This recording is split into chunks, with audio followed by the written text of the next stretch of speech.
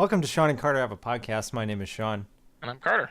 And Carter is full of rage today. It's like a thousand suns.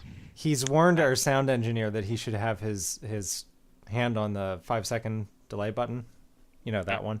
Yeah, exactly. He's nodding his head. He knows what I'm talking about. Mm-hmm. His name's Roger. I'm just going to keep running with this. I'm going to unleash this. Now we have Roger. And there are other characters now. It's Roger and Michael Cera.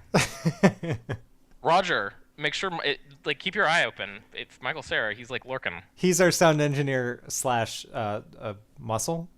Yeah. He's a big guy, Roger. Yeah. Okay. Let's wow. Where did that come from? I don't know. I think we were talking about Star Wars. I don't know. That's exactly where it came from. It actually is. We have follow-up to take care of. A little bit of follow-up, and then we're going to speed through a big list of topics. Got a lot to talk about this week. I have one piece of follow-up, and that is last week I let everyone know that I'm going to this conference that's ending on Valentine's Day, and I was wondering if that Valentine's Day is the one that the Psychic and Ghostbusters 2 claimed would be the end of the world. It's not, thankfully. It's not. It's okay. Close call. It's 2016, so we got a couple years. We've got a couple years. If the world doesn't end in December. You know what? I think I actually know a guy who is at least somewhat convinced that the world is going to end this year for real.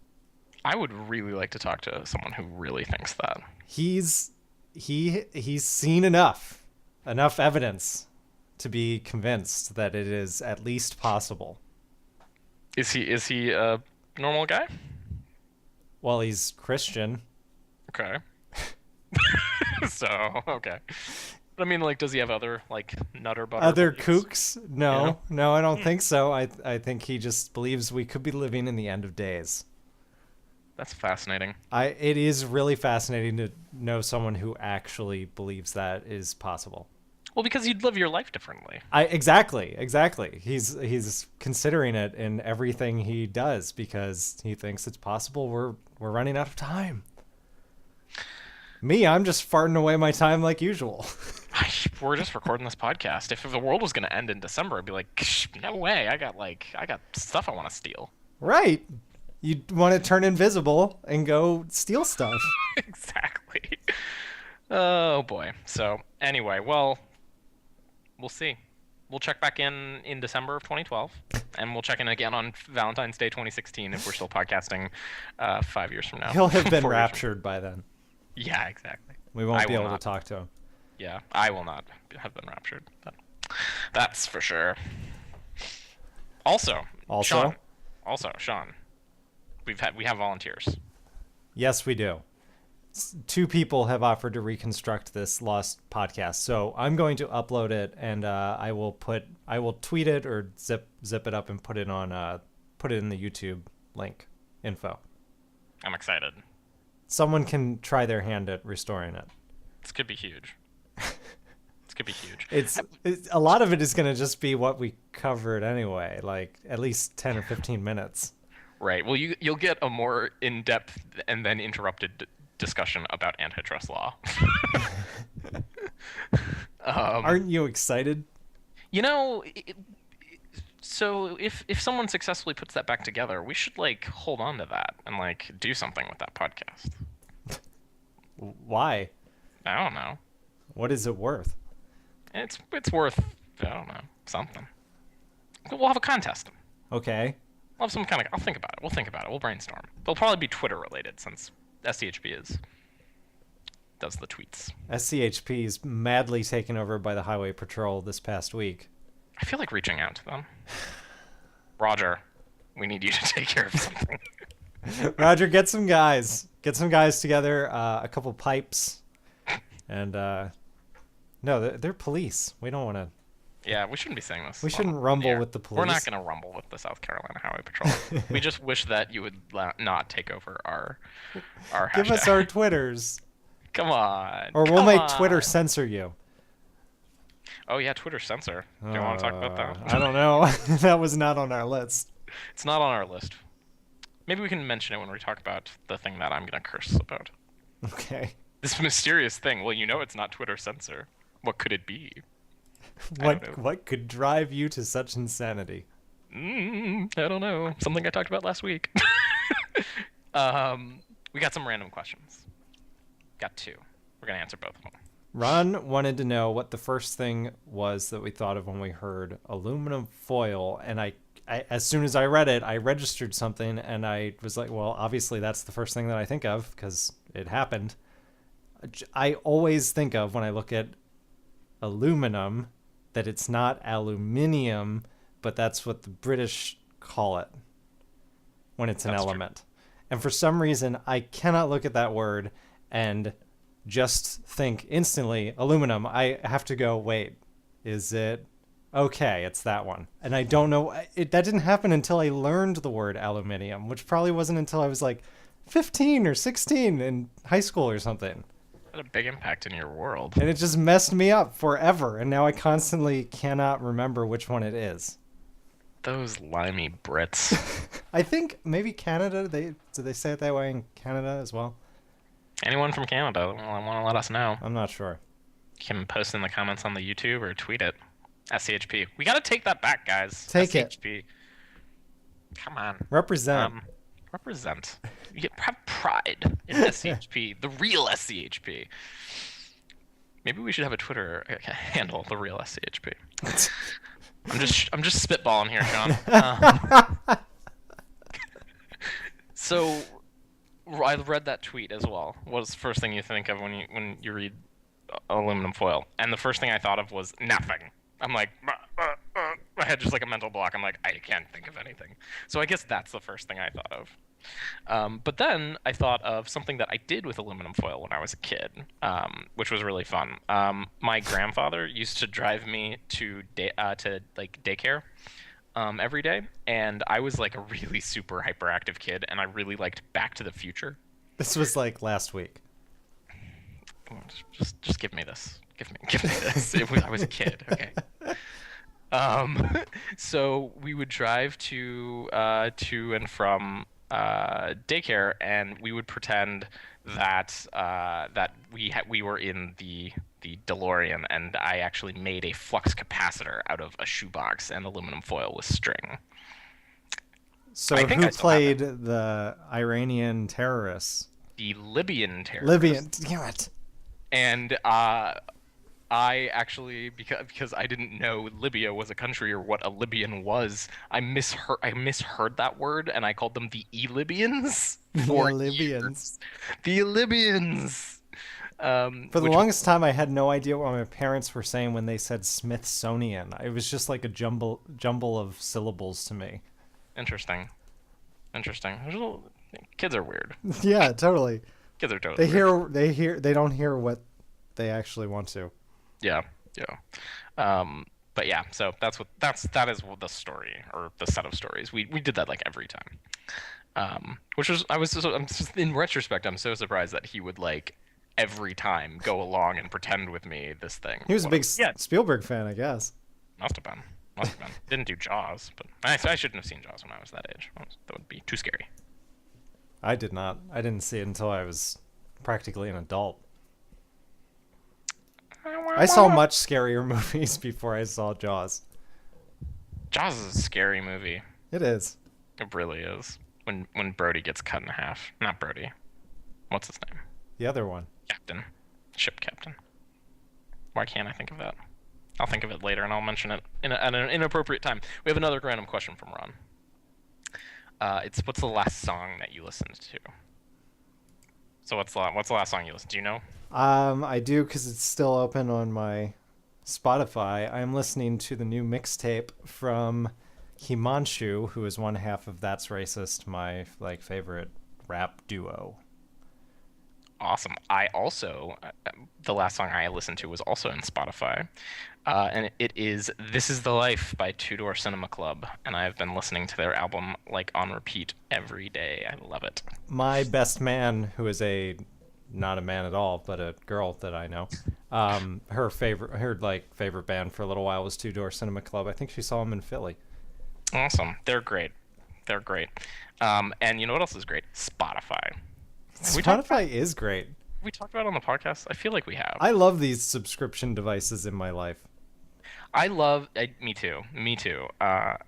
And it's like, how much is it? $7, $11 a month? I'm paying $9.99 for Okay. the premium, which lets me play it on my phone anywhere. Like, I listen to it in my car. It's great.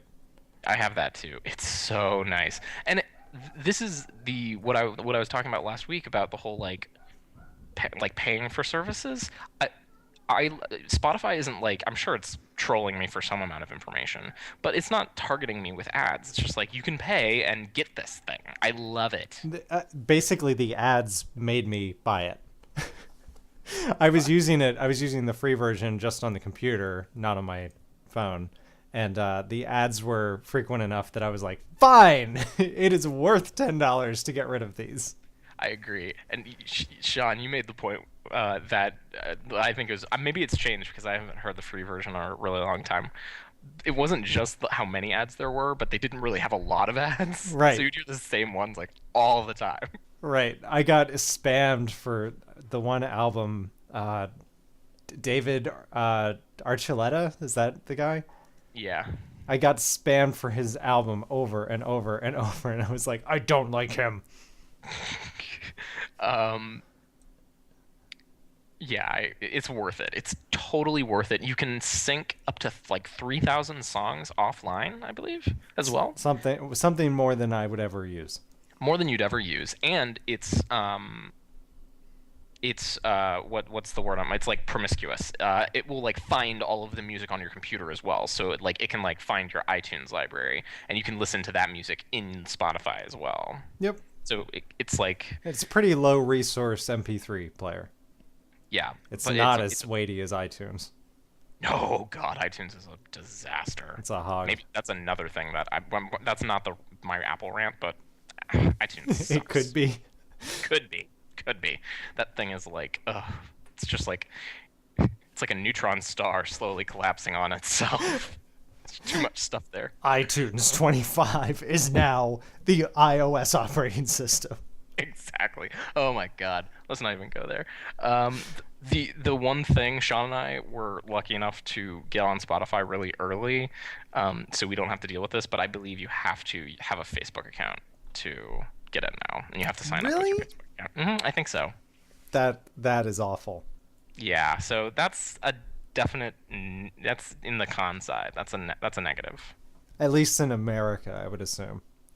Yeah. That's probably country by country. It's only available in the United States and the UK. Okay. I believe it is, because for a long time it was only available in the UK Right. when it first started. Right. And then it came over the Atlantic. And if anyone from Spotify is listening, please Are you listening? let us know. That'd be cool. 2, please bring back the ability to mix radio stations. I miss that so much. Did you ever do that? Did you know about that? No. So Spotify has radio stations, which I use that a lot, and they're just like genres, So it's like Right. hip hop. Yes, Latin. I have used them. For a while, you could click multiple, and it would give you like, if you wanted to listen to classic like Latin pop, you could combine those two genres, and it would give you popular Latin music as opposed to just all Latin music. It was amazing. Oh. The indie trance mix was unbelievably good. It was so good. They did add I that sucks that they removed that function, but they did add something recently that I thought was pretty cool. They added like critics' choice lists.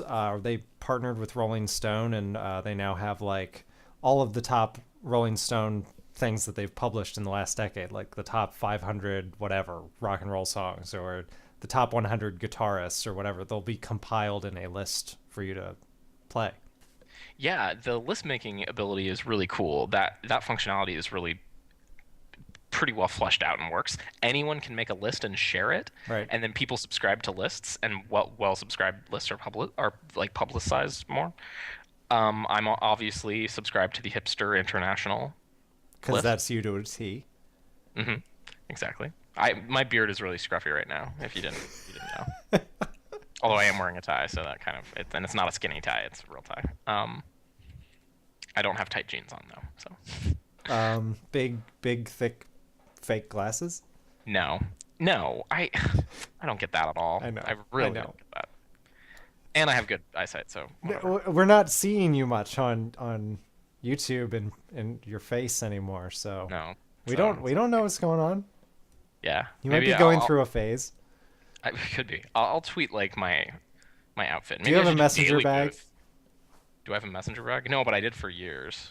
I think I saw you with it. Did you? What were you? Did you not have something with you when we met? It would have been a backpack. It was a backpack. Never Would've- mind. You're off the hook. Thank you.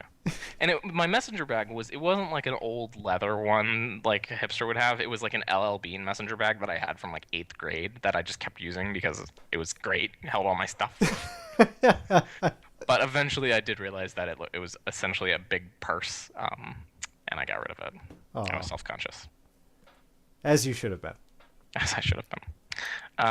So yeah, it's pretty cool. Spotify. If you don't have it, try it. Try the free version. Sorry that you have to use Facebook. It will try, I think, to like post stuff to your Facebook, like what you're listening to. So like, I'm pretty sure you can turn that off. So turn that off. If you Don't bother your friends. Right. Don't bother your friends, and if you're like secretly like listening to some like Katy Perry or whatever, and you don't want people to know. Hey, I publicly listen to Katy Perry. So do I. Bring it on. I want I to don't see know. your peacock. What's Jesus. What would be embarrassing to listen to? I don't know. I thought that was pretty good. Katy Perry? Sure.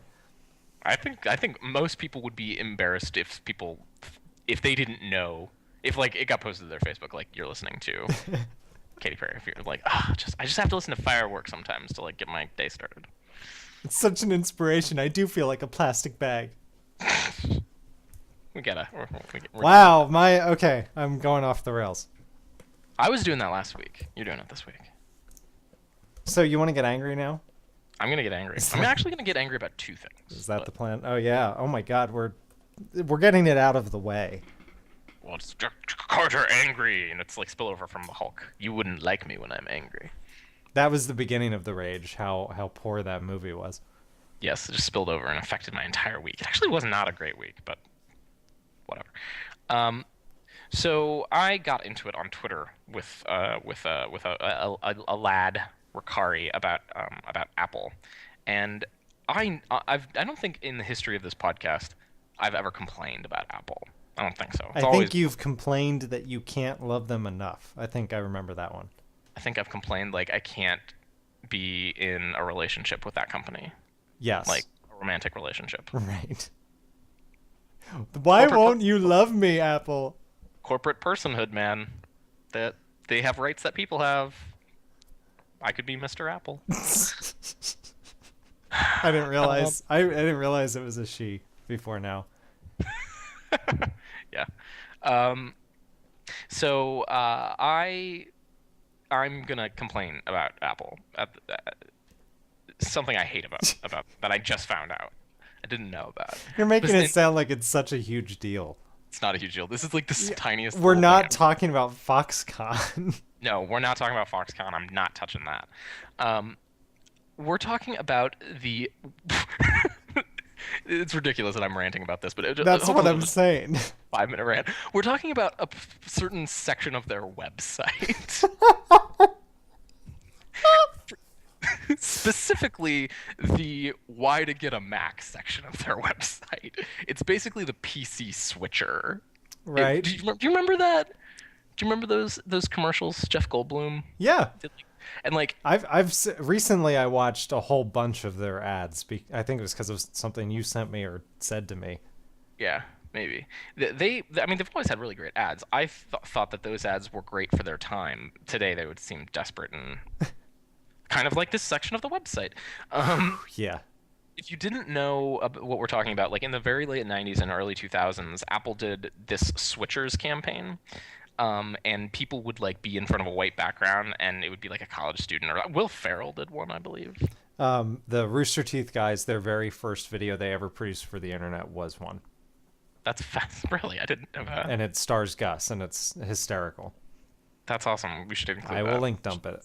Nice. Yeah, it was people. It had this like kind of like it had this very specific music that they used in a lot of their ads. I don't know how to describe it, but it's like the Apple music. Right. I just watch one, you'll know what I'm talking about. And people talking about like, yeah, I was on my PC and I was working on my big paper for school, and then it crashed and it was gone. I lost it. I hate PCs. I got a Mac. You know, it's like I set fire to it. I set fire Peed to it. on it. Or people talking about like how being on a Mac is so great. And that was back when Macs were just switching to OS 10 and really, truly were not that great. But they're great now. You didn't love your eMac?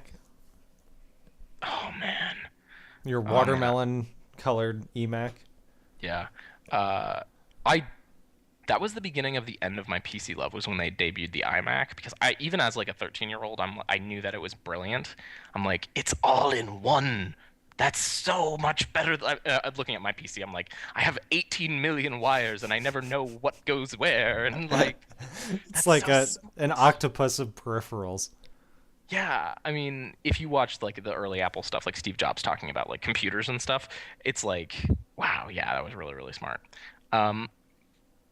Not the case today, I would say. Macs are generally thought of as some sort of like the best highest quality computers that a consumer can purchase, in terms of their design and their performance, right? People get Macs because they like them and they work better. Alicia's looking at getting a PC for her the business stuff that she's doing at work. Mm-hmm. And she was looking at everything and she was considering a Mac, and I was explaining that exact point to her when she was looking at the prices. I was like, the reason it is that price is because it is the best available product from Mac and probably one of the best laptops that there is. Like, that's why it's that price. Exactly. You're paying every time they upgrade their line, it's just going to be the next best one. Yes, absolutely. They are industry standards. People make computers to try and be like a Mac. We were watching CNET reviews for like HP and Asus and stuff, and that was basically all they could do was compare it to like, this is this much like a MacBook Air, but here's where it's not. I mean, the MacBook Air, the much cheaper, newer one's not the one that they debuted with, but that caused the Ultrabook thing. Totally.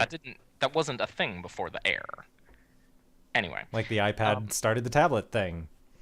Right, exactly. And the iPad 2 is the best tablet that you can get. There might be ones at least for 2 months. At least for 2 months. There might be faster ones out there with a faster processor. There might be ones with more memory. There might be ones with, whatever. But for the whole package, can't get anything better than iPad 2. And when the iPad 3 comes out, that will be the best tablet. Oh, boy. So it's even more disappointing when you look at this page and... Oh, my God. So there's two things here. One, I think is very poorly designed. And two, the bigger thing is the content is just desperate and whiny and complainy, and like it feels like they took a lot of their content from the Switcher ads and just put it in here and forgot the fact that they are like they just eclipse Exxon as being the largest company in the world. You pointed out that the copy is bad, and I'm looking at a paragraph right now that has at least one incomplete sentence in it. Oh my God, really? Yes. Oh, I'm telling you, I think that they just don't even know this page exists. They've forgotten about it. Although it is updated for Lion. Yep. It's got the Lion on it.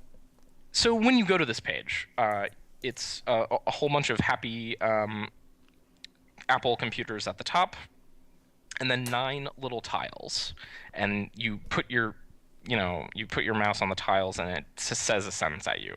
And that's fine. I think it's sort of like... It's like an interactive brochure. Yeah, it reminds me of like restaurant websites that are all flashy, and I don't like them, but whatever, that's fine. So you look at these 9 tiles, you assume that there are 9 pages, right? There are 5. There are 5 pages. 3 of these go to the same page. Why are there 3 different tiles? I don't know. Why not make 9 pages? Fill in space. Why not? Yeah, why not make 5 tiles? I don't know. Two of these tiles mean the same thing. It runs Office and works with your existing PC files. It runs Windows and Windows applications. Well, yeah, if it runs Windows applications, it probably runs it runs the applications that run on Windows. That means the same thing. This equals that. Yes, it equals right there. That's equivalent. Oh my god. It's I didn't even notice an incomplete sentence in the comment. Yeah, it's actually in one of the complaining things. It says a new PC is overloaded with all sorts of applications. Then this is the next sentence, most of which you don't want or need. That is a dependent clause. Okay. That is not that was not a complete sentence. Awful. One of the tiles is it doesn't get PC viruses, which I just want to that makes me want to walk away from the website right there. It's like, oh, really, Apple? It doesn't get PC viruses? Yeah, really? Is it iOS doesn't run Android apps? Yeah, you know why it doesn't run Android apps? Because it's not an Android phone. You know why it doesn't get PC viruses? Because it's not a PC. There are Mac viruses. What's the point of that? There are also I think we're more in the age of web viruses now. We'll be getting hit through our applications online. Yeah, totally. And just my biggest complaint is that it is so whiny and desperate. I was watching a video. They made a whole video of here's what you do on the Mac that's exactly like on the PC. You can do command copy. It's just like control copy. They don't need to do this. The Apple menu and the dock are just like the start menu. And this is not the bold, confident, awesome company that Apple is. Exactly. This product can sell itself on its own attributes. They don't need to be doing that. I mean, all they need to do to convince me is have just like one thing saying, we love our computers and we love our users. And all they would need to say is that we spent 3 years, hundreds of millions of dollars, and probably hundreds of people to design individual components of this machine.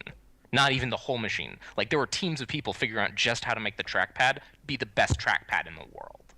Like, the way that they make this is they take a slab of aluminum and use precision lasers to cut out the design. That sells the product for you right there. Not like it's just at least to Carter, it sells the product. Well, yeah, but I mean, I think I have a feeling my dad would want a little more information. Sure. I mean, and then all the other things but all the other things, it's like, and it has like an amazing operating system that's really well designed. It's beautiful. It's intuitive. The applications that are written for it are like way better than PC applications, and they work better together. PC applications, a lot of them, they leverage different parts of the operating system, and they might not communicate very well with one another. That's usually not the case with a lot of applications on a Mac. It's like people like. All of the things, like the software, the hardware, everything in it, people have thought about for years and have tried everything, and they're like, we think this is the best. And I do too. And then I go to this page and I'm like, Apple, what are you doing? What are you doing? Sounding desperate. Desperate. Date me. Date me.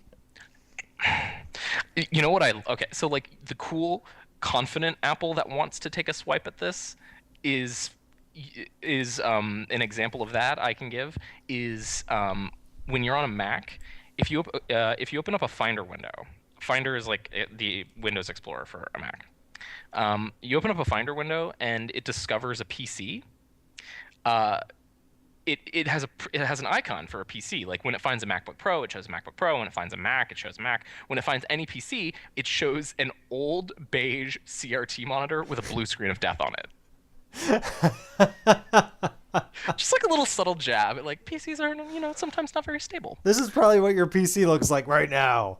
Exactly. And no one has a CRT monitor anymore, and Windows doesn't nearly blue screen or have a kernel panic as much as it used to back in the day, but it's just like a little subtle jab that Apple decides to take, as opposed to like, no, seriously, love me, want me, like we're blah blah. I don't get PC viruses. Okay. So you made it through that without any real outrage, I'd say. I'm not outraged. It's just Come on, Apple. They're supposed to be the company where I can trust that everything they make was well thought out and well designed, and this is not well thought out or well designed. Email their webmaster. Maybe I will. Maybe I will email them. Sometimes they actually do respond to things like that. Well, sure. You know, they're like, you know what, we agree with you. This isn't really great. We're gonna take. I'm gonna. You could have emailed Steve about this. I mean, if you'd been a little faster. I know. I wish I had. I bet he never even saw this part of the website. And if he did, he would have immediately been like, "We gotta change this. This sucks." Okay. Well, let's talk about something else. Let's get mad about something that matters probably a lot more to a lot more people. Yeah. So we talked about Google last week. And how they're at like step 83 of their 130 step plan with this plus your world nonsense. Guess what the next step was? Guess what the next step was? I think this is the final step. This is the final step, and then they take over the world. This is the final countdown, is what it is. I got an XK CD for this one. I'll send you. But I hope that the listeners are actually clicking on them in the YouTube info, because these cartoons he's sending me are hysterical every week. Yeah, this one is it's a longer one, and it's a I gotta find it right now. So it's the Man in the Hat, and every time you say the Man in the Hat, I think of the Man in the Hat from Curious George. Oh, the Man in the Yellow Hat. Right. So I picture a guy in a yellow hat, basically. I think of the of Morbo from Futurama when he doesn't remember the sound that the letter that looks like a man and a top hat makes. Tuh, Morbo. Makes a tuh. So this one is the Man in the Hat, and he is describing to a friend of his a evil web plan that he has. And let's face it, what web plan isn't evil? Right. His evil web plan is to like make a random web service that like does some random thing that some people might want, like aggregate certain types of tweets. And you know, even if not a lot of people sign up, he'll get like 10 or 15 million people, and he'll have their email address, a username, and what is probably their default password for all of their accounts. And then he could easily go in and start like going into bank accounts and like stealing people's identities with that. Which also is frightening because that's like true. That totally could happen. I have a different password for my banking, but other than that, like you totally crack a lot of my life with one or two passwords. So at the end, just putting that out there. At the end, his friend is like, "So so what are you gonna do? Like, did you do this? What are you gonna do?" And the guy goes, "Yeah, you know, I just got bored. I got bored with it. I didn't, you know, I have all this stuff, but I'm sort of bored about it." And then he's thinking of what company could actually do this, and it's Google. And this is from a time many years ago when the Google engineers are like having a conversation, and they're saying like, you know, yes, we have complete control over the world's information. Now what do we do? And then they're like, let's like make a blogger service or what? And one of the guys is like, guys, this isn't being evil enough. Those days are over. They're gone. Oh no. There was one article I sent to Sean about this that I believe that the title is "The End of Don't Be Evil." Did they pull it off the wall like Saddam Hussein's statue? Maybe. I don't know. Probably. So we're talking about this privacy policy. The Great Consolidation. Which, if you have any Google products, you've probably seen a bajillion things about, like, we're changing the privacy policy. And there's the same two problems that they had with what we talked about last week. There's the whole, like, this is evil, and then there's the whole PR side of this, where they're, like, once again being, you know, how could anyone think we're being just underhanded or whatever? How could anyone think that this is bad? This is obviously good when it's obviously bad. And when it's like the third time that you're saying that in 3 weeks, shouldn't you take a step back and be like, oh, something must be, all of our actions are being perceived this way? There must be something going on. I mean, this has sparked congressional attention. I think 9 congresspeople sent a letter to Google, and in a separate statement, something I think that is really true, Marsha Blackburn, a congresswoman from Tennessee, said, I forget the exact quote, but it was something basically like, how can we be expected to trust you when you've been involved in so many scandals recently? How can we trust you? How can we trust you, Google? Why should we trust you? What reason do we have? Because we've got this Maps app, and it's so cool, and you can see your house from the sky. I'm, I was just like, this is the okay, this is the part where I'm gonna curse. You gotta write it down. This is bull. Google. Okay, so the way that this policy thing is going on, what's going down here is Google has 60 different services. They've got Google Search and Gmail and YouTube and Blogger. Do they call it Blogger anymore? I don't know. I don't Blogger, use it anymore. Blogger, Picasa, Google Docs. Google Docs. Perfect. Yeah. They have an RSS service, I think. Yep. Google Reader. Google Reader. All of these different products have their own privacy policy, and the private information that those services collect stays just in that service. So if I watch a whole bunch of gaming videos on YouTube, it knows that I like gaming, but maybe my Gmail is full of, emails back and forth with people about knitting patterns. So Gmail knows I like knitting patterns, but YouTube doesn't know that I like knitting patterns, and Gmail doesn't know that I like gaming. Right? And now everyone knows that you like gaming and knitting patterns. That is what is happening.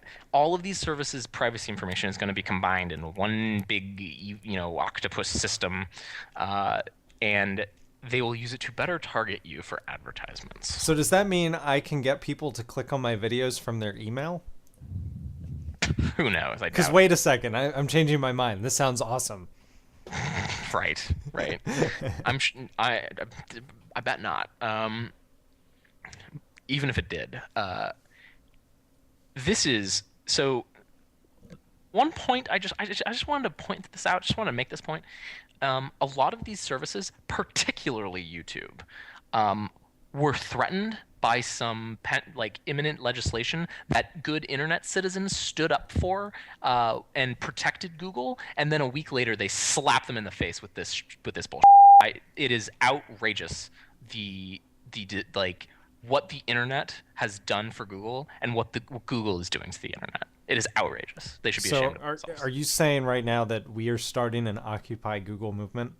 Occupy Google? I'd do it, man.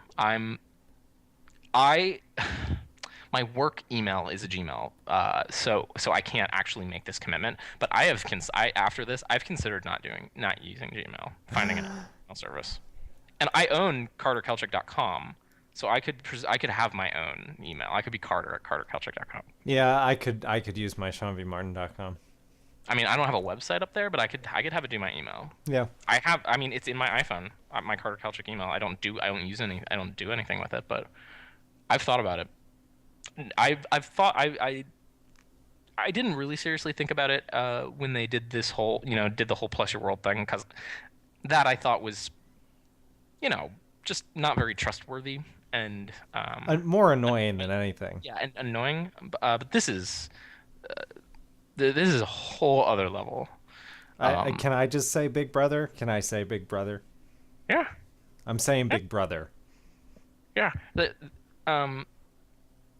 People YouTubers should be particularly concerned about this, because the information that they're collecting on YouTube, it's going to be influenced by your web search habits now. What if you don't want that? What if you use web search for something very different from what you use YouTube for, and now it's cluttering up your YouTube? And can you imagine when Plus Your World starts infecting YouTube now because of this privacy change? The entire landscape for the way the content that floats to the top is probably going to shift. Totally. That's a good point. They had their algorithm engineer.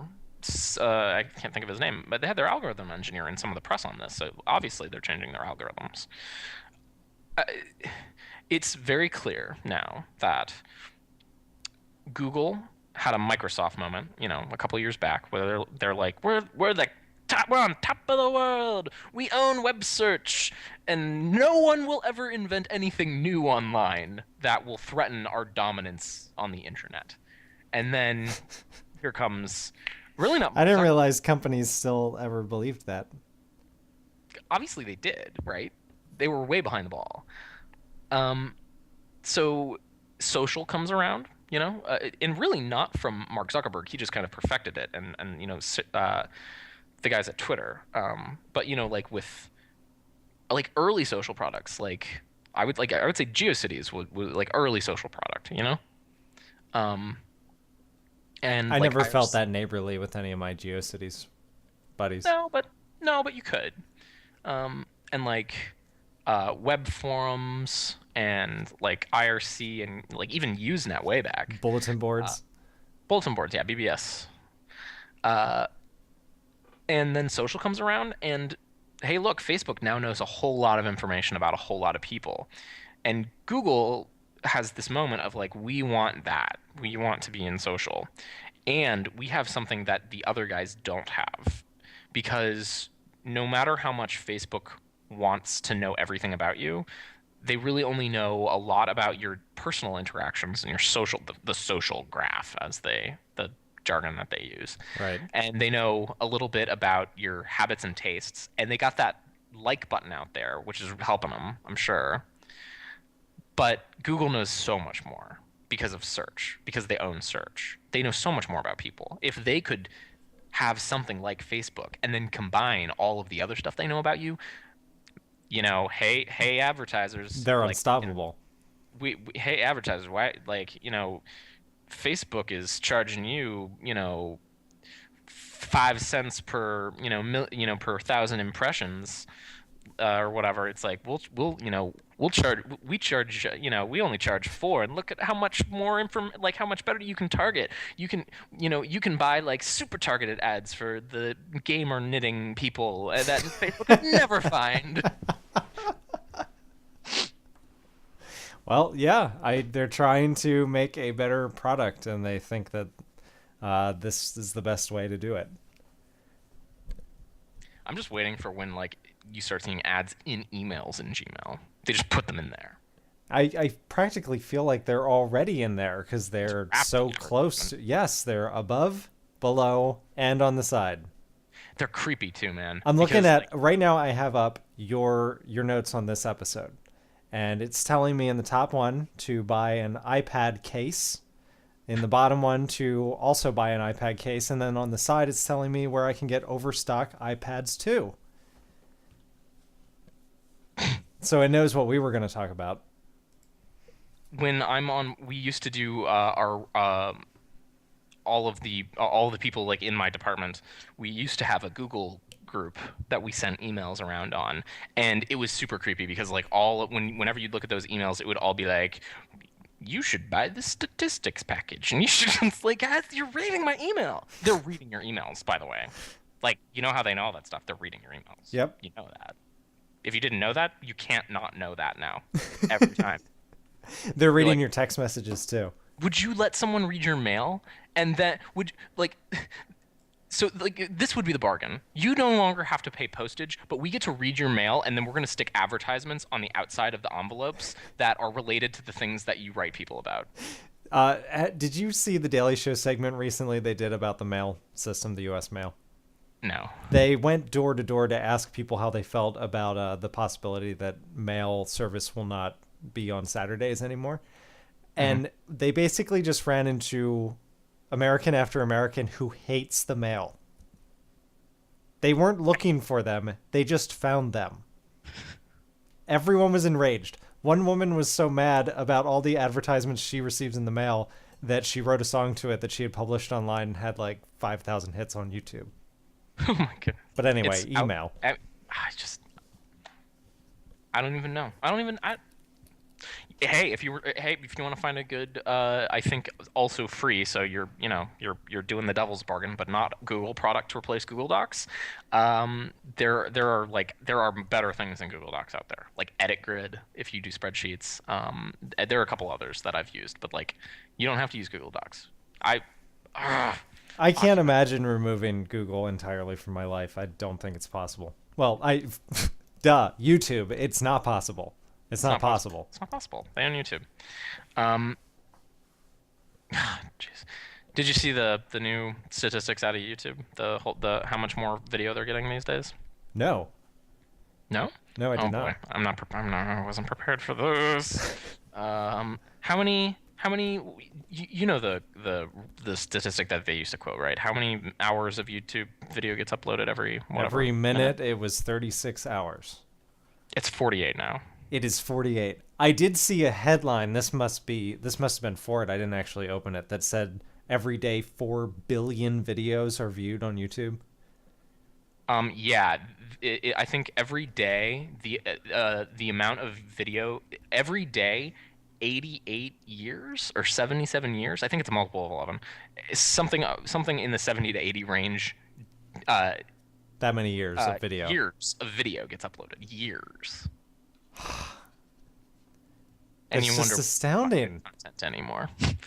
A lot of it gets pushed from a cell phone, and I bet a lot of those cell phones are Apple cell phones. And I bet how many millions of those videos contain copywritten music.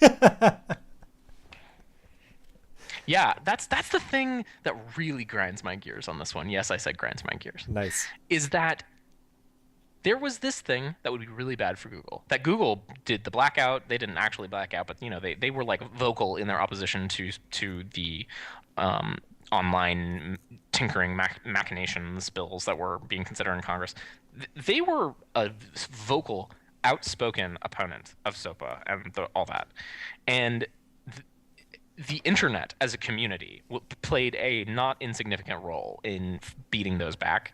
And then Google's like, oh, thanks, guys. By the way, I'm going to curse again. You. That's what they said to everyone.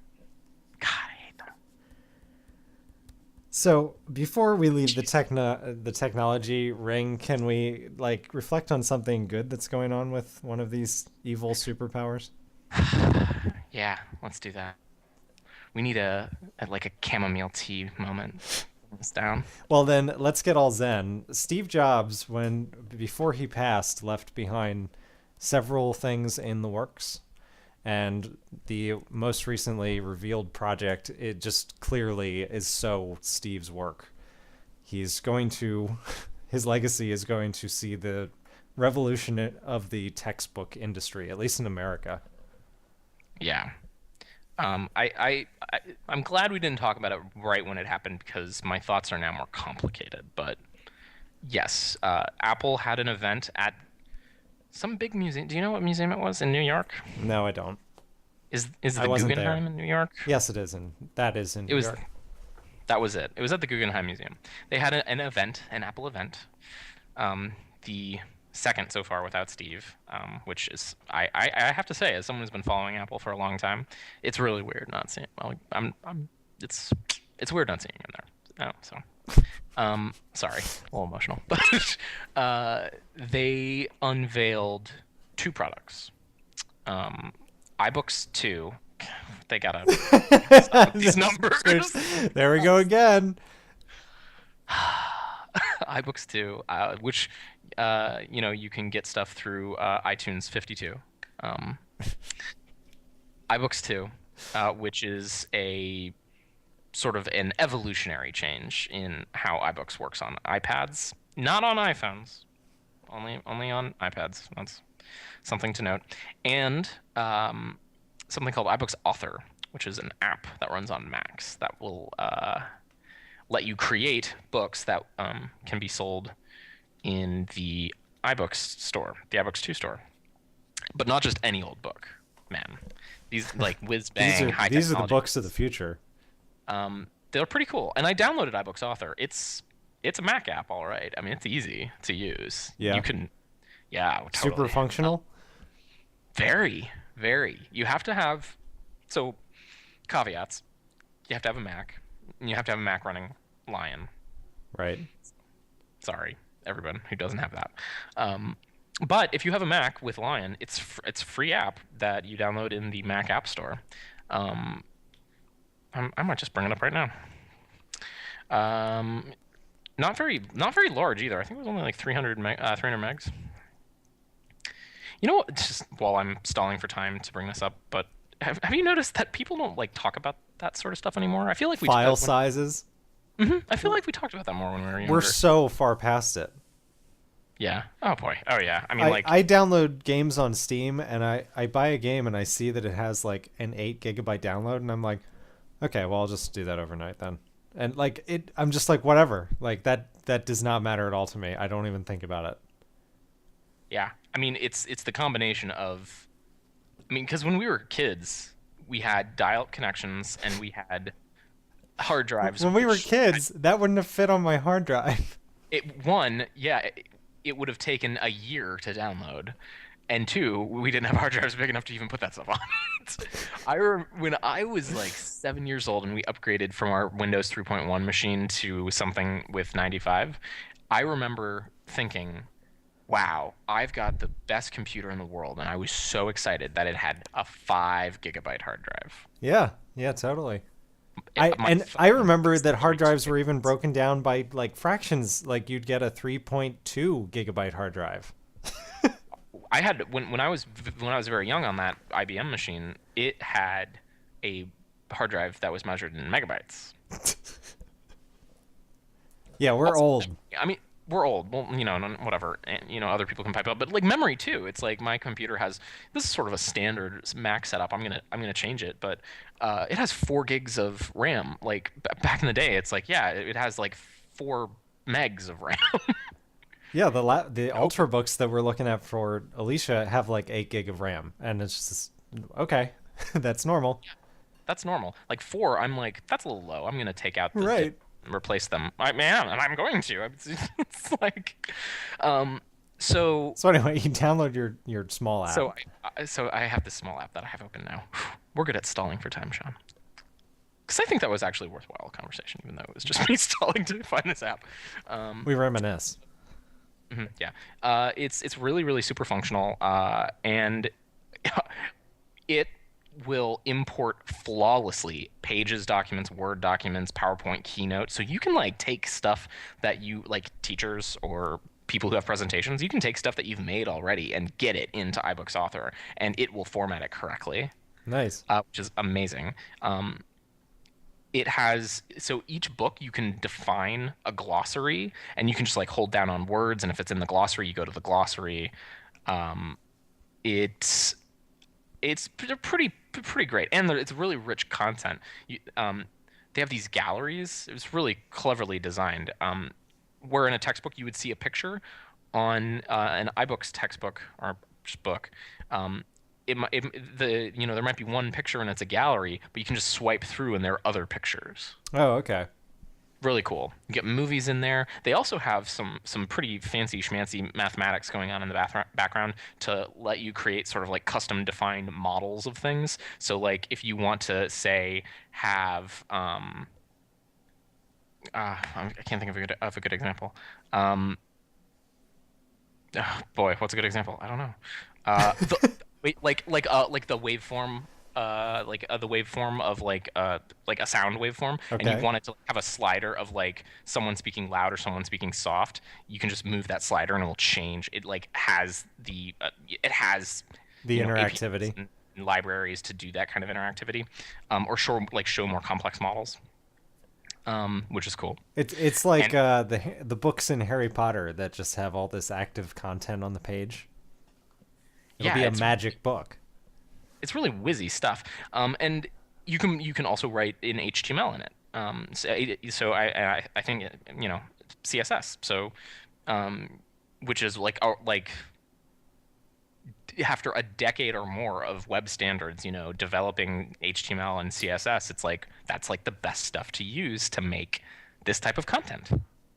That's awesome. So, it's awesome. It's really awesome. And then the books themselves, something that hasn't been pointed out very much, but I think is really cool, is that You might have noticed this on your Kindle, but I don't know if it does this. Like on my iPad, when I get content on there, like a PDF or if I'm on a web page or something, it's gonna kind of resize things a Yeah. little bit. Yeah, And, it kind of reconfigures the screen. right. So it's gonna kind of do that with a textbook, but only in portrait mode. When you're in landscape, it will only show the the page as it was designed to be seen by the publisher. So if if you're a teacher and you say everyone go to page 27 will be the same for everybody if they're holding it that way, which Okay. I think is important because that's like tough. I think it's pretty cool. I think it's a neat idea. For our Did you Apple Academies of the future. Yeah. Did you see the some of the a little bit of the controversy about this? No. No? Okay. So part of the EULA on iBooks Author is that Your firstborn if son. kind of if you create an iBooks book, you have to sell it in the iBook store, and you can't sell that book anywhere else. You can't Oh. export it as like an EPUB and sell it for a Kindle or sell it for anything. You couldn't actually like even really publish it? Publish it? No, because no. Wow. That. Well, that makes sense for the rich content, right? Because it's all this Right, custom right. stuff that EPUB can't do. But you could make you could make just a regular type. If you wanted to do like desktop publishing, I want to make a book, and I want to use iBooks Author because it's great. You can't sell that anywhere except the iBook store. Because you use their proprietary software. Yeah. So some people had a little hissy fit about this, which I think was overblown. Like, yeah, it's their proprietary software. They gave it to you for free. And nobody complains. Some people complain, but people don't really complain about apps. Like you can't sell an app that you created anywhere but the App Store. Right. So why would you expect something different here? But some people did expect something different here. They thought they were getting like, oh, yeah, these iBooks or whatever, but yeah, we're finally getting this really cool thing from Apple that we can make our own EPUBs, and it's like, nah, you can distribute them for free. You just can't make money. Right. Apple, it's their 30%. Ugh, what a Because nice cut. it's healthy, but I have a feeling that it's about enough to pay to keep the iBooks servers serving up all these. Because these books are actually kind of talking about file size. Actually, these books are. That's another thing that's a little concerning to me. Is these books are like a gigabyte, and iPads. Oh my god. They're yeah, they're huge. That's a new problem. Right. So Apple's gonna have to start getting some development in the flash memory. Yeah, all these iPads with tiny solid state storage devices. Yeah. Higher density is coming there, but not as quickly as some people would like. So, my general thoughts on iBooks Author is I think that I think it's a neat idea, and I'm glad Apple did it. They've always been interested in involving themselves in the education field and doing things for American school children. Yeah. One of the slides that they've been using recently for a lot of their keynotes is, Apple sits at the corner of technology and liberal arts. Mm-hmm. That's where that is the space that they want to be in. And it was really interesting how they framed the event. They had a really, really, really good video of teachers talking about education. The Apple's ad company or whoever must have spent a really long time trying to find these teachers because they were all excellent. They had great stories, great points, and the way that Apple Or really good actors. or really good actors. And I didn't read the fine text that not real teachers. They said they were real teachers and they had schools and everything. I believe you. I'm just joking. Okay, I don't know. I'll go back. I'll check the copy. And the way that they framed it was the United States is at the bottom on these really important categories in education: math, science, all this stuff. Other countries are beating us. Everything that matters. Everything that matters. Our schools aren't great. And we, as a company, know that we can't change that. We can't change. We can't completely fix the system. It's going to take a lot of people doing a lot of different things. But we thought about like what are our core values and what are we good at and how can we use that to do something to help. It was very Free iPads. it was really nationalistic, you know? Like America is a great country and we want to do something to give, and they've done a lot of They good want stuff to for take us. pride in Right. where they were brought up. Exactly. It's like they've done a lot, you know, America has been good to Apple. They want to be good back to America. Makes sense. So yeah, then there's the idle speculation of how is this going to happen, you know? Like I said, Apple Academies. Apple Academies. I constantly mention this trilogy of books by Stephen Baxter called the Manifold Trilogy. There's this in the one book. There are these like super smart children that evolve, and they put them in these academies. They're called academies, but they're actually like horrible places. They're basically like run like little prisons. And all I can think of whenever I think of this futuristic Apple society is like some kind of evil corporation like THX 1138 or something. All this white walled perfect thing that is actually horrible. Right. Well, there's the thing. I don't know when, but eventually Apple is not going to be great anymore. Right? It's not now. They released their quarterly financials. They had the second best quarter of any company in ever. That's awful. Do better. Do better. Yeah, why aren't they number one? The number one best quarter that anyone ever had was some quarter that Exxon had, an oil company. And they just took the number one spot for market cap back again. They're number one in the world. Woohoo. Right above ExxonMobil and all the other oil, gas, shale companies, and then Microsoft at the bottom. Yay, oil. Yay, oil. I mean, like, think about that. This is a fairly small company, you know, or middle-sized company. I think like 20,000 people. And then, yeah, their whole supply chain, which we don't want to talk about. No, let's not go there. Is a fairly moderate-sized company that kind of acts and behaves like a startup in California. And it makes consumer electronics, which basically only rich people can buy. They have a larger market capitalization than the people who like take the stuff out of the ground that powers our cars and everything. How do they do it, Sean? I don't know.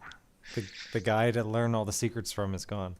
I know. It makes me sad. They also, with their first quarter financials, they released how much cash they have now, and it's $100 billion.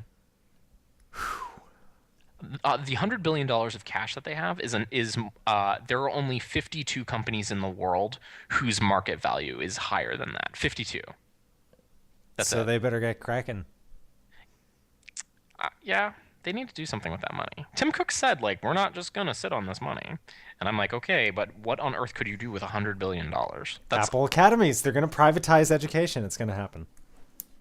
I don't know. I don't know about that, Sean. But even if they did, I mean, like, think like $100 billion is so much money. I mean, like, they also, this is an interesting statistic that I found. So, like, we're in the age of like PCs dying, right? And tablets are the iPad. Let's be honest, is totally disrupting PCs. Yeah, upheaval of what the norm is for a computing device.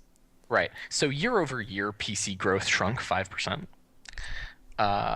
If you take Macs out of that equation, it's 8.5%. So somehow, between being almost dead in the water in 2000, somehow in 11 years, Apple has become the company that is propping up the fading PC industry. I blame it on the iPod. Yeah. People don't think about it with the iPod. The iPod. Probably more than the iMac. The iPod saved Apple and the world. It was like the same thing that happened when Nintendo made the Wii. They just captured an incredibly different audience from their prior customer share. Yeah, have we talked about that explicitly? It's called the Blue Ocean strategy. No. Yeah, that's what the Wii was. So, and also the DS. So who's the CEO of Nintendo now? I'm forgetting. Um, the Um, CEO? yeah, who's the guy in charge? He always talks about their products. I don't know. Satoru Iwata. So Satoru Iwata announced the DS, and people are like Nintendo is gone out of has lost their minds. They're making a device with two screens, and one of them is a little touch screen that you use a stylus with. People are like, this company is over. The glory days of Nintendo are gone. The GameCube was their high water mark, and their newest console is a two-screen handheld with a stylus, which turned out to be one of the most successful products ever. I have put more hours into my DS probably than any other Nintendo device I've owned. Yeah. And so so people are like, okay, fine, maybe they're not crazy. And then a year later or so, I forget the timeline exactly, Yeah. you have Iwata giving hints about what their new home console is going to be. And he said it's going to be the size of 3 DVD cases stacked. I remember hearing that. And people were like, what? What? Is this a handheld? Like, what is this? Like, how can you cannot fit a modern gaming console into something that size? And they were right. Ba-dum. and then they're like, yeah, and it's gonna have a really different control scheme. It's gonna be like you're gonna like move stuff. And then when the thing came out, and it wasn't a traditional like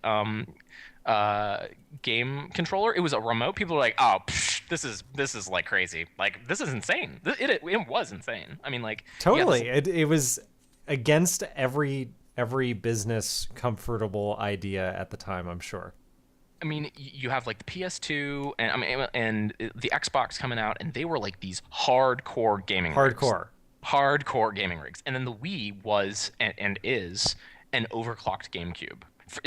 Do you remember that? It had GameCube controller ports on the side. They don't do this anymore. And you could play GameCube games on it because it was a GameCube that just had a faster processor. It's like, what are you doing, Nintendo? You're crazy. And then they're like, we're going to sell it for like $300. And they're like, what? Your competitor products are like $500. What are you doing? And the Wii is the most dominant gaming console. Period. There's so many more Wiis out there than I think that there are more because Wiis than, guess how many old people there are in the world. Exactly, or really young people. So the strategy, and Satoru Iwata said this, is called a blue ocean strategy. You don't want to go into the red oceans where all the sharks are and all the blood is and there's big competition, right? You can't win there. You find the blue ocean where nobody is and you will be dominant. Like, no one was serving the communities who would like to play video games if they were cheaper.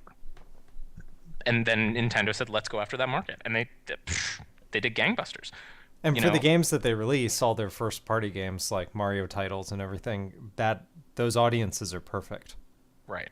Now that's the one thing. And I with all the spec releases on the Wii U, I might buy it. I'm I'm considering it. I'm super excited for it. It probably gets better the more people that you know who have it.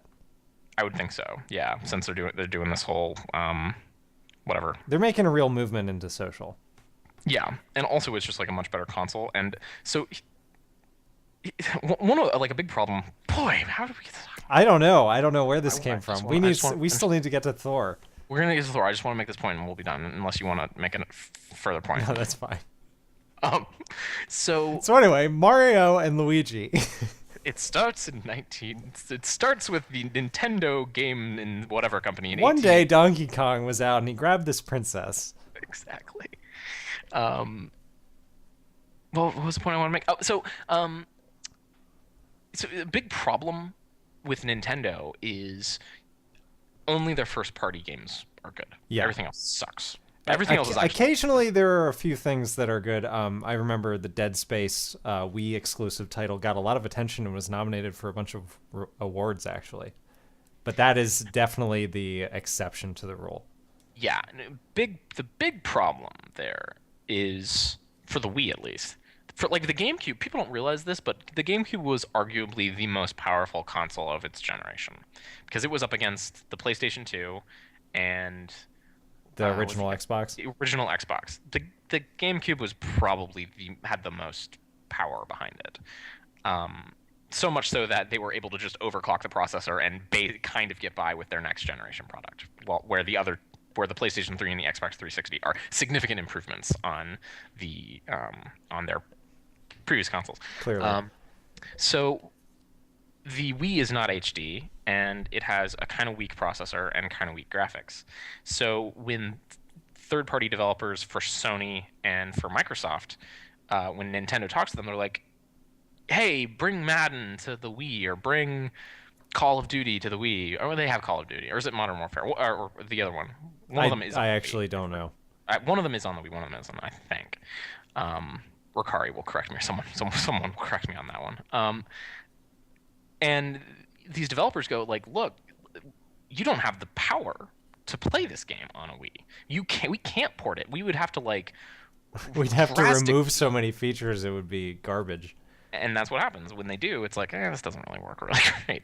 But Skyward Sword is amazing, all right? Right. So I think that's a big problem for them. And what Nintendo has basically decided is, if you imagine each of these companies gets like a certain amount of money to spend on their new console, a certain amount of research and development money, and the other players have said, we're going to take all 100% of that money and put it into making the graphics and the processor better. So if you look at the controller, the PlayStation controller has not changed since 1996. They tried to change it. Seriously. Do you remember the boomerang? Oh my god, crazy ideas. Crazy idea. And I maybe the move. I wouldn't say the move is really a big thing. No, it's capturing a different demographic. It's not influencing the mainstream. Yeah. So their controller, actually, if you remember, their very, very original controller looks exactly like the one today, but without the analog sticks. Right. For the PlayStation, just didn't have those. The only thing they've done is slap those analog sticks on, and they have a third trigger button, whereas the original only had or a third set of trigger buttons. Right. That you're supposed to hit with your pinky finger or not, or whatever, with your ring finger. It's like, I don't know how anyone can do that. It's super uncomfortable. And the Xbox controller is not super different from the previous generation. It's not very different. Whereas the controller scheme, that is what Nintendo said, let's spend maybe like 50% of our money on upgrading our console a little bit and 50% on figuring out this whizzy new cool way to interface with our console. Which is basically like the next evolution up from a DS or a 3DS. Sure. They combined the two screens into one big one, and now it does all kinds of, like you said, whiz-bang functions. Whiz-bang functions. Actually, the way I think of it is it's a DS, but the larger top screen is your TV. Sure, yeah. And then the smaller touchscreen is in front of you. And apparently it's really comfortable, which is something that, like, have you ever used a PlayStation controller for a long time? They're really not comfortable. My favorite controller is the current 360 controller, which is basically the same as the controller S for the original Xbox. That shape and size is just perfect for my hands. Yeah, they tried to do a bigger one. Did you know they launched with a bigger one that everyone calls the Duke now? Did you know that they launched with that in America, but in Japan they launched with the smaller one because obviously Japanese people are tiny? That's probably how it ended up over here, because people found it in Japan. So anyway, somehow that relates to iBooks author. So Nintendo is not evil, is what we're saying. Nintendo is not evil. Apple is not evil. I'm worried for when those things change, if they ever change. Actually, it might never. For both of those companies, they might always be good and then just eventually fail and not like become evil. They'll just go out become overtaken. Mm-hmm, yeah. In the red waters. In the red water, yeah. That's actually like a book, and there's like some corporate blah blah thing, Blue Ocean Strategy. It's like a thing. It's a thing. So, the movie that the movie that we're supposed to talk about. I reflected to Sean. I forget if this was on air or not. That last week it was majority movie, minority topics. Yeah, I guess we're totally gonna flip that on its head. It's gonna be because we had so much to complain about in Hulk. We have so little to complain about in Thor. Can I start with my one and only complaint? Yes. It's not my one and only complaint, but my biggest complaint. My biggest complaint is that for me, the most interesting parts happen in Asgard and not on Earth, which I thought made the movie feel imbalanced. I thought the Earth parts were kind of boring. I see what you mean, and I think that touches on one of my biggest points of the movie, which is that the Asgard parts are believable. They are, and they're awesome, awesome, epic, awesome. Asgard is cool. I want to go there. So this universe that they introduced to us, we've seen Iron Man's universe, which is pretty normal. He's just got enough money and enough smarts to do like super amazing things. And we've seen the Hulk, who is some kind of like failed laboratory experiment, but it stretched your believability. Fine. And now we're shown Thor, which is something else entirely. If you want to call it aliens, I guess that is the easiest explanation. Sure. I mean that they kind of refer to, one of them when the crew goes to what's the frost giant planet called? I can't remember. Frostmoor or something. Frostmoor, something. When they go there, one of the characters, and it might be Loki or I forget who, says like, this isn't like going to Earth where you just like conjure some lightning and people worship you as a god. This is like serious. Like these are other aliens just like us. Jotunheim, yeah, weird names. Yeah. And they're all Nordic. I'm pretty sure these are all real things from Norse mythology. Like, yeah, actually, that's what is a real thing. And it almost felt like an anachronism because they know all these things in the mythology about like Loki is the liar and everything, but for some reason we're only finding out now in like 2011 that Loki is a bad guy. Yeah. But in mythology, he's always been the bad guy. Why is that not already established? Well, and also, I don't know if you know this or anyone knows this. Is there a Norse mythology in this universe? Yeah, because the scientist he knows all about it, and he finds the book in the library. He does say that. So it's like they were the stories of his childhood. Yeah, but it's like, but in like 928, Thor was a baby. So okay, we're thinking about it too hard. If you push on it too hard, it kind of collapses a little bit. Anyway, they're aliens. We're just going to believe that they're aliens who have like really awesome technology. And they're not. I don't think they're from another part of our universe. I think they're from another universe. You think that they're from another universe? I think that's the way it's supposed to. A few times they actually use the word universe, and just because when you look at where they live and it kind of looks like something out of World of Warcraft, like it doesn't look like something that can exist in our space-time, like the way we understand physics. Yeah, and also they use the gateway to travel to, what's that called? Jotunheim. I'm gonna write it down. I'm sorry. They use the gateway Jotunheim.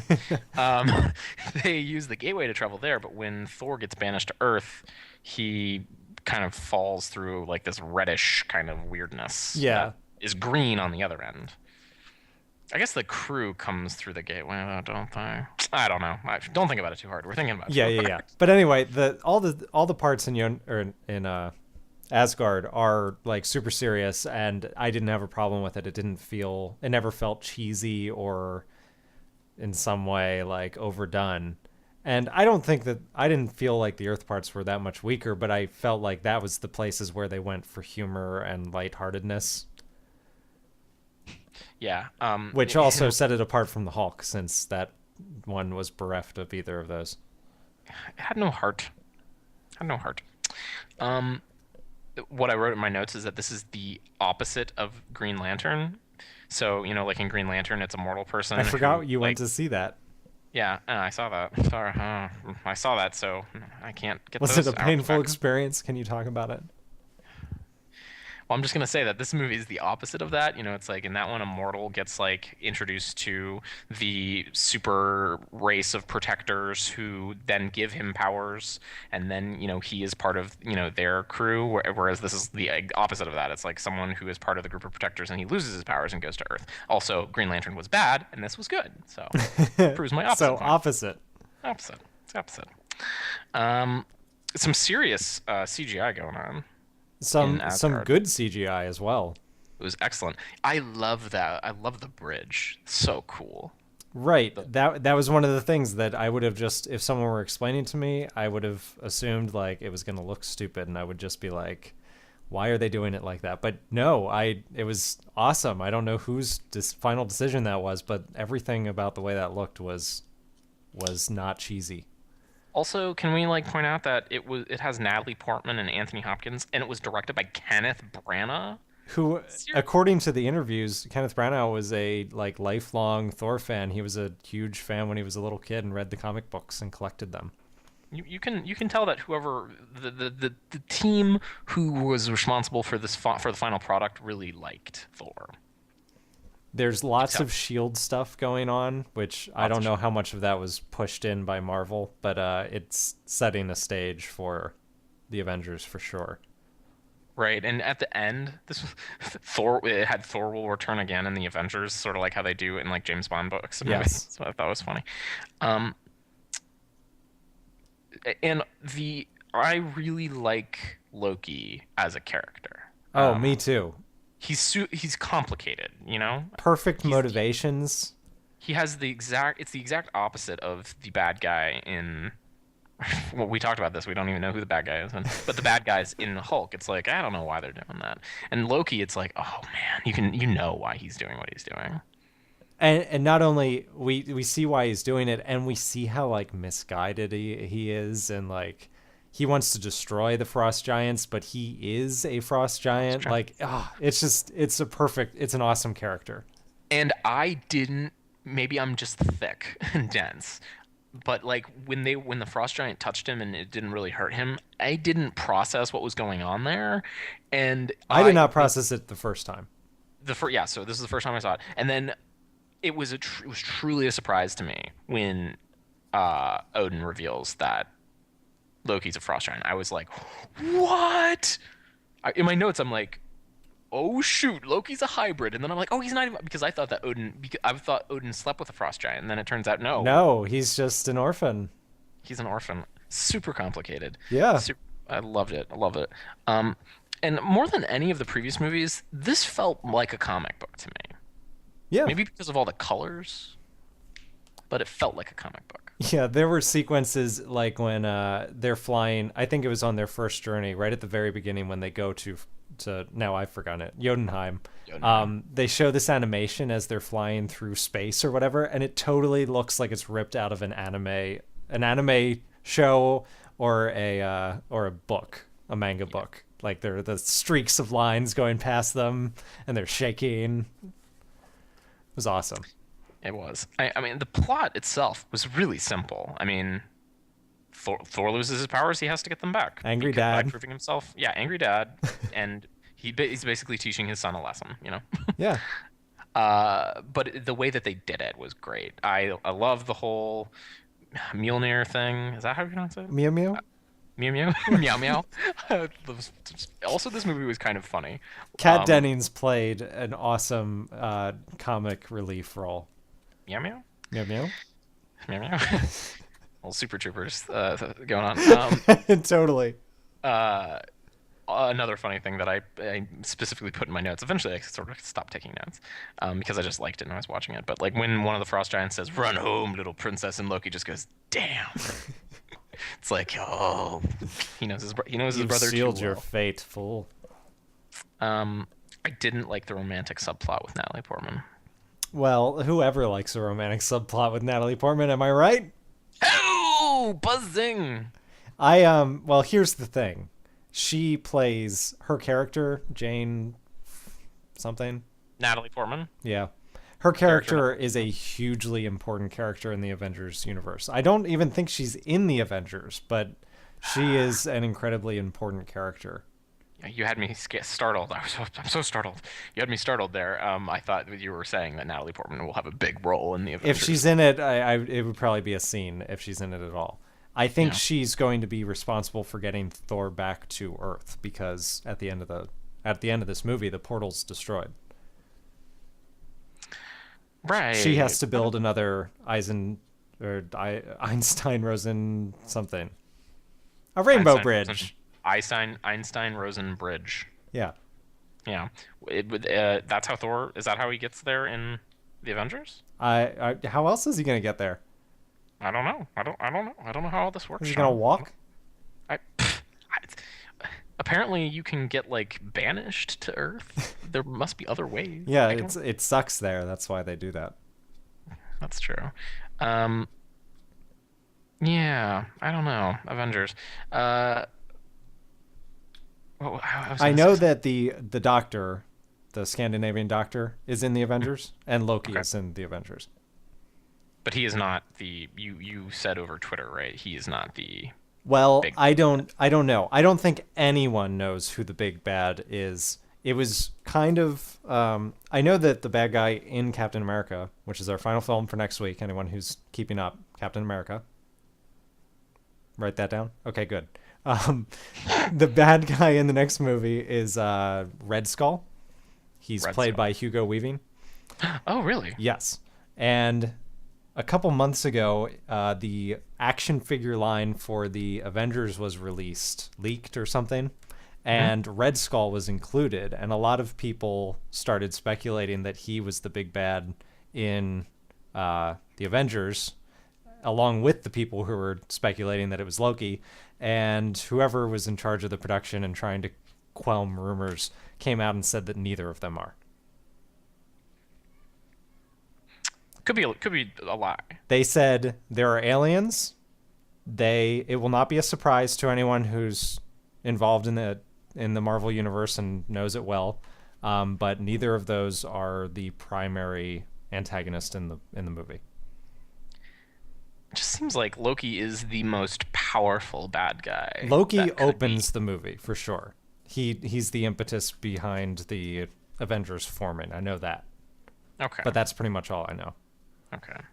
Well, we'll see. I mean, they had that. The post-credit scene for this was, Loki is doing something with Nick. Being Nick sneaky. Fury, being sneaky as he does. Nick Fury asks, "What's his name?" The Scandinavian doctor. He has a name. Yeah, Doesn't I don't know his name either. I don't know his name. The Scandinavian doctor is like, "Hey, take a look at the shiny thing in my briefcase." It was like the scene in Pulp Fiction. And I wonder if that was a riff on Pulp Fiction. Now that I think about it. Well, they showed what was in the briefcase, so no.